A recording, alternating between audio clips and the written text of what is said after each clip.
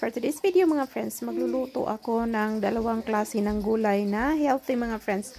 Pangbaon ko to mga friends kasi wala akong maisip na na lulutuin para pangbaon ko. So, ang unahin kong lutuin mga friends is yung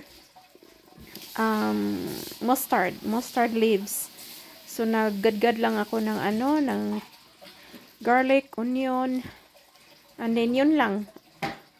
And then, gigisahin lang natin pareho ito mga friends. And then, yung pangalawang lulutuin ko is bitter gourd. So, ayan yung, medyo mapait yan siya mga friends.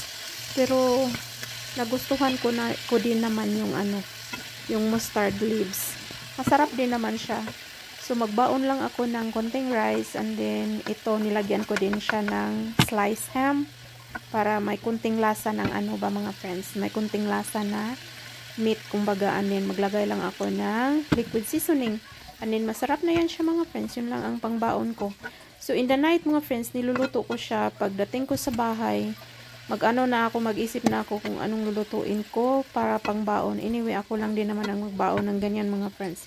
Kasi yung mga chikitings ko are usually like sandwiches lang yung mga baon nila.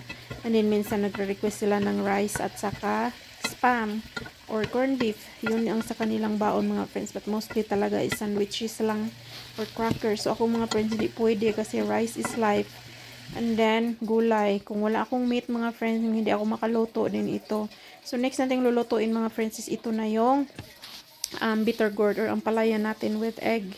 And then Blossom is helping me here na magluto kami ng So hindi ko naman siya yung dalawahang kumbaga baon na na bitter gourd or yung yung isang gulay, yung kind of gulay. So itatago ko lang yan sa fridge mga friends. Tapos kung matapos ko na siyang baonin, yung isa na naman ang aanuhin ko.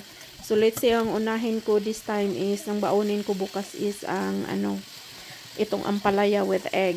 And then i-alternate ko siya. The next day na naman is yun na namang yung mustard leaves na naman ang babaonin ko. So, yun lang naman mga friends. And then, minsan, kung hindi talaga ako makaluto sa gabi is noodles. Wala akong choice mga friends. Yung cup noodles natin na yung may bulalo, yung mga beef flavor na yung sa atin ba sa Pilipinas na na Lucky Me ba yun? Basta yung sa cup noodles, yun ang mga binabaon ko kung hindi talaga ako makaluto ng meat.